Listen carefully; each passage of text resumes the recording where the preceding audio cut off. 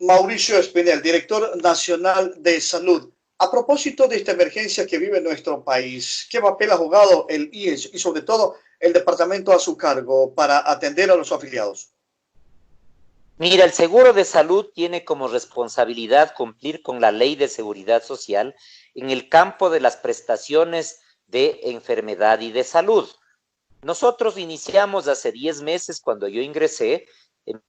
Mi formación es como infectólogo tropicalista y tengo un PhD en epidemiología y salud pública. Y entonces propusimos al presidente del IES de ese momento, el doctor Paul Granda, iniciar un proceso de reforma del sistema de salud IES. ¿Por qué? Porque la visión de esta institución ha sido la enfermedad y decidimos cambiar a la salud. Tú dirás, ¿cómo es eso? Un ejemplo. Lo que se hace es esperar que venga un enfermo, por ejemplo, de cáncer de cuello uterino.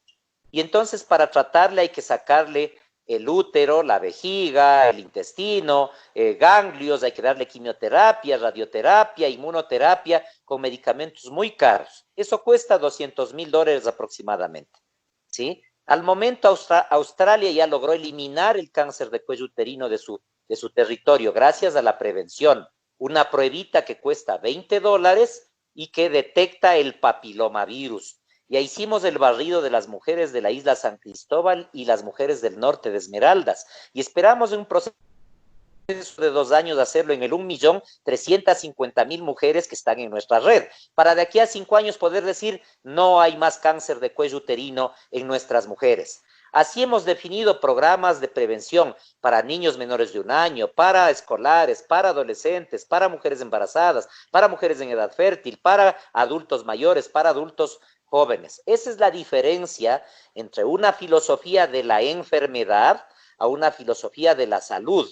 Y entonces hemos propuesto trabajar en 4 líneas: prevención, promoción de la salud, curación y gestión clínica y rehabilitación, ¿no? Entonces, eso es lo que estamos trabajando al momento. Doctor, ¿este es el proyecto tal vez Pro Salud que ustedes han puesto en marcha? Exacto. Es un portafolio de proyectos que tiene 50 proyectos. 50 proyectos que están funcionando. El primero, el primordial, el eje, es la construcción de la base de la atención, que es el primer nivel de atención.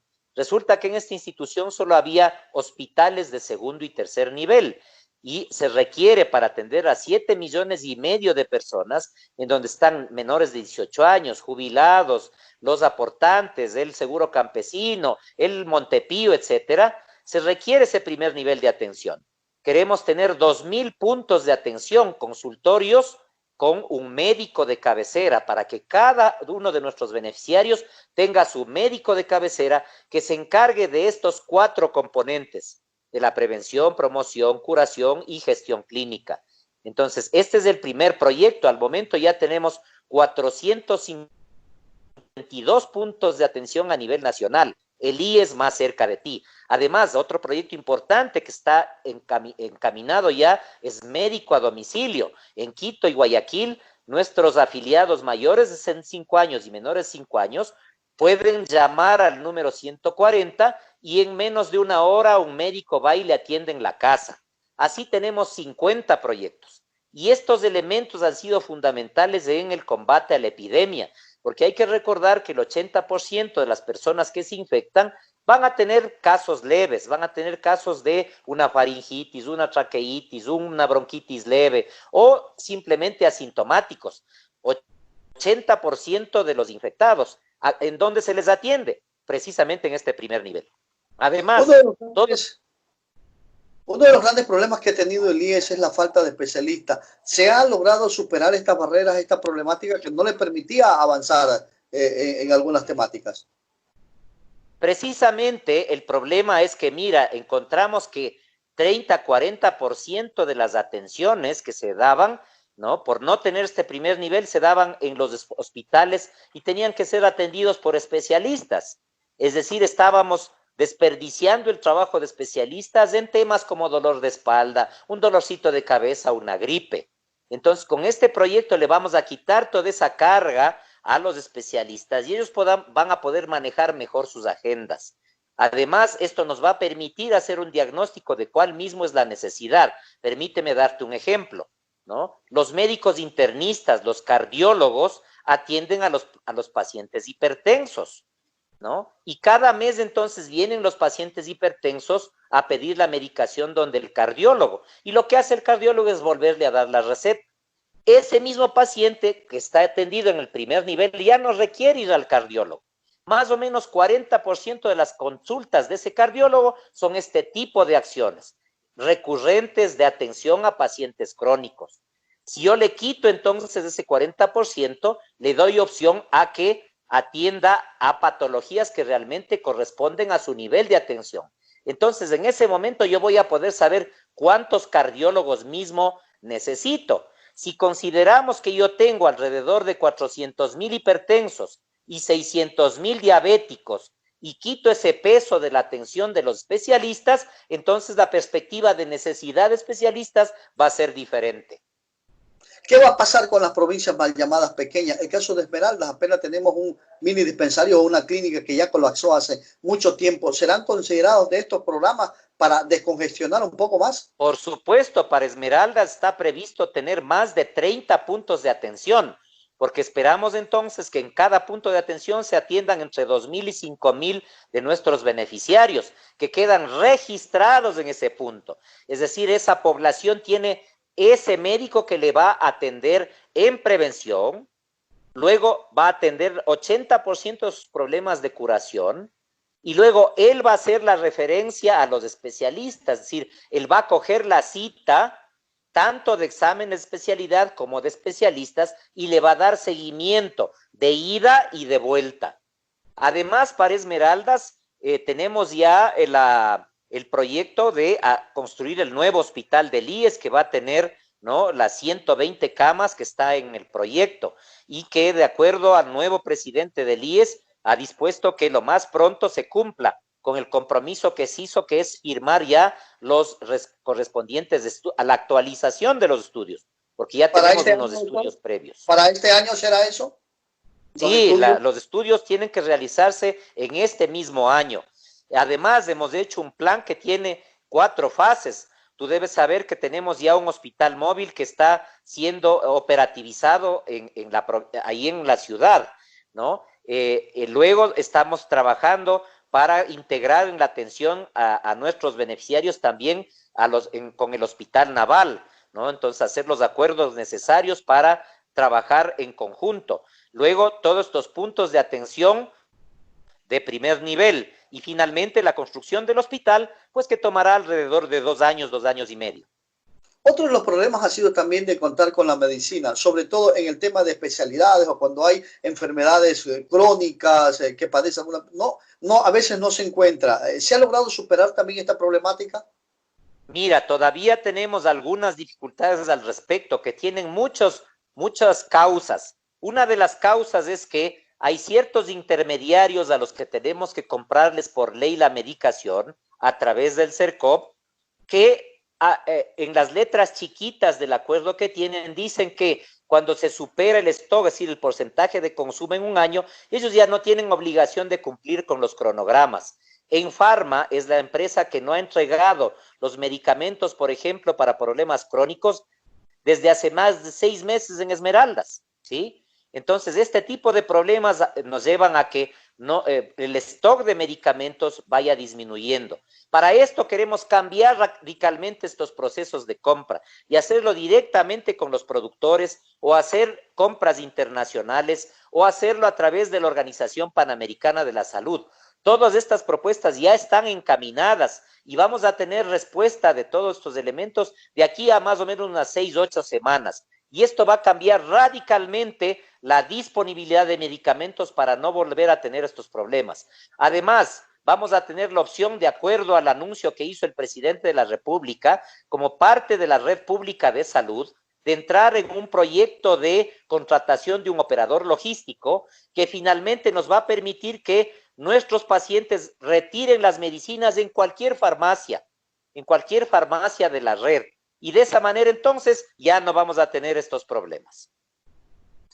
En Esmeralda no ocurre eso, no hay red y todo, pero próximamente a lo mejor se va a implementar. Doctor, lo que tiene que ver con la No, atención yo te a los estoy adultos hablando mayores. de la red de farmacias que va a servirnos para que ellos entreguen a los pacientes. Ah, bueno, Y en el ya. caso de nuestra red de atención primaria, te comento que ya tenemos una docena de puntos ya habilitados en la provincia, que ya se ha hecho los convenios y ya se está instalando el sistema operativo de nuestra historia clínica y se va a instalar la mini farmacia y van a entrar en nuestra red de laboratorio. Entonces, ya tenemos algunos puntos que se ha avanzado mucho ahí en la provincia. Ya, es decir, el tema de las personas de la tercera edad, a veces no encuentran la atención y todo, ahí hay que estar dando vueltas y todo. ¿Cómo hacer para que la atención sea más ágil, que sea ahí, inmediata? Es precisamente este componente que te estoy planteando. Es decir, ese afiliado, ese jubilado, ya no va a tener que estar pululando en el hospital o en un centro de salud o viajando a Quito o Guayaquil, sino que va a tener su médico de cabecera. Va a saber que el doctor Juanito es su médico y siempre va a ir a que él le atienda. Entonces, esa es una perspectiva diferente en el sistema de salud. Y no estamos inventando la rueda, así funciona en Inglaterra, en Canadá, en Tailandia, en Israel, en Cuba. Es decir, es un modelo de atención ordenado, en donde que se inicia en el primer nivel y luego va hacia los otros niveles de complejidad. Doctor, el IE se ha visto involucrado en los últimos días en temas de corrupción y todo. ¿Cuánto afecta a esta área, esta temática?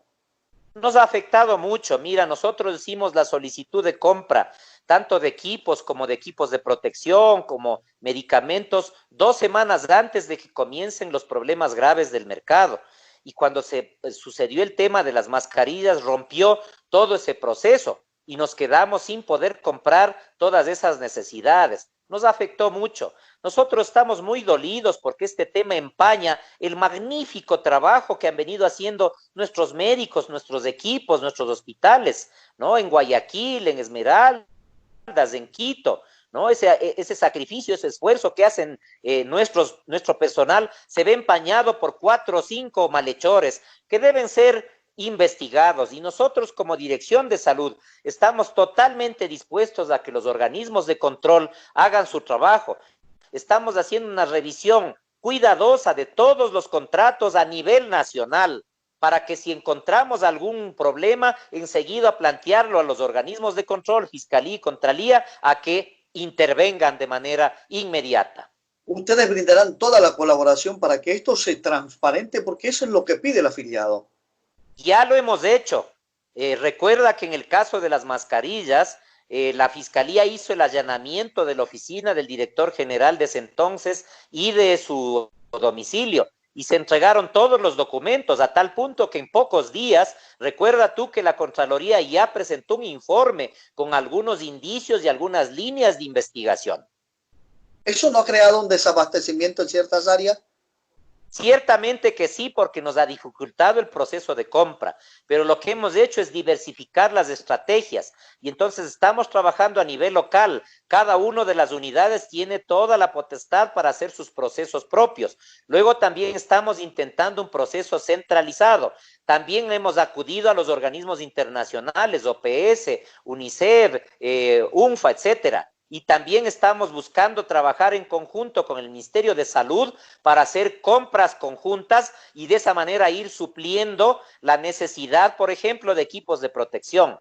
Debo decir que en equipos de protección tenemos un stock a 15 días, pero estamos teniendo buena respuesta de todas estas estrategias y creo que no vamos a tener problema. Doctor, tal vez la parte estadística tiene cuántos pacientes se han atendido a nivel nacional del COVID, con cuántos fallecidos. ¿Se tiene ese dato? ¿Cómo no? Nosotros tenemos un sistema de vigilancia muy cuidadoso. Nosotros hemos desarrollado un sistema de historia clínica electrónica que no lo tiene ninguna otra institución en el país, ¿no? Esto viene funcionando desde el 2012. Eso nos permite tener al día y manejar los indicadores. En base a eso, nosotros vamos haciendo la planificación local en función de qué es lo que va sucediendo. En el caso de Guayaquil, por ejemplo, aplicamos nuestro plan de expansión de oferta hospitalaria, apenas vimos que la cosa estaba creciendo y crecimos de 11 camas con respirador a 50 camas con respirador en cuestión de una semana y en hospitalización de 25 camas a 200 camas en 15 días. Entonces se pudo aplicar en función de este seguimiento que hacemos de indicadores de emergencia, de hospitalización, de fallecidos y de utilización de camas de UCI. Vamos acompañando ese proceso y en base a eso vamos tomando la decisión. Definimos a nivel nacional 14 hospitales COVID, que son los hospitales Centinela, de las 101 unidades que nosotros tenemos. Doctor, tal vez podemos hablar de cifras, ¿no? ¿No las tiene a la mano? Mira, en este momento estoy en el teléfono porque me estoy moviendo, pero con gusto nos conectamos otro día en donde yo tenga mi máquina, yo te voy diciendo qué pasó cada día de la epidemia en cada una de nuestras unidades, provincias, etcétera, etcétera, porque tenemos toda la información muy detallada. Ya, ¿qué otro programa, qué otro proyecto tienen en mente ustedes poner en marcha? Porque lo que más se requiere es una buena atención al afiliado que aporta mes a mes. Ciertamente, por eso el logo nuestro dice el IES más cerca de ti.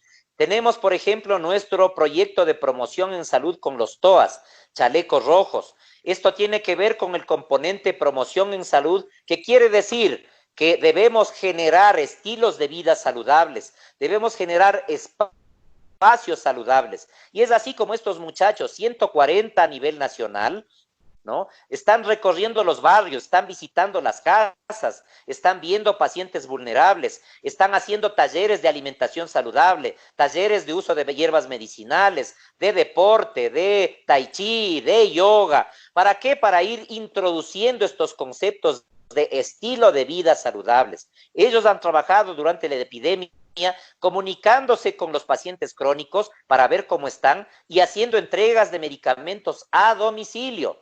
Se han hecho 14,000 entregas, más de 14,000 entregas de medicamentos a domicilio a pacientes crónicos para evitar que ellos tengan que asistir a los puntos de atención y tengan el riesgo de contagiarse. Y se han hecho más de 140,000 llamadas. 140,000 llamadas a nivel nacional. Cada día, cada muchacho hace 100 llamadas por día, ¿no? Para dar seguimiento a nuestros pacientes. Entonces, el trabajo de los chalecos rojos, de los promotores de salud, de nuestros TOAS, es un trabajo magnífico, portentoso, una muy buena noticia para nuestros beneficiarios. Ok, ha sido un gusto, doctor, que usted también nos haya podido atender. Siempre a las órdenes, tenemos muchas buenas noticias que contar, no solo muerte, no solo desolación, no solo dolor. Tenemos que seguir, ¿no?, construyendo, no destruyendo. La gente no debe escuchar a los agoreros del mal. Sí podemos tener cosas buenas. Los ecuatorianos sí tenemos capacidad. Tenemos que confiar en nuestra gente. No podemos desanimarnos por 4 o 5 corruptos. Tenemos que confiar en todos nuestros ecuatorianos, que sí hacemos un buen trabajo. Y ustedes tienen que ayudarnos. Tenemos que dar buenas noticias. Y el proyecto ProSalud es una muy buena noticia. Tenemos 50 proyectos que contar. Ok, muchas gracias. Esperamos encontrarnos un nuevo día, una nueva oportunidad para hablar de las estadísticas. Muchas gracias, doctor. Siempre a las órdenes. Un abrazo. Ha sido el doctor Mauricio Espinel, director nacional de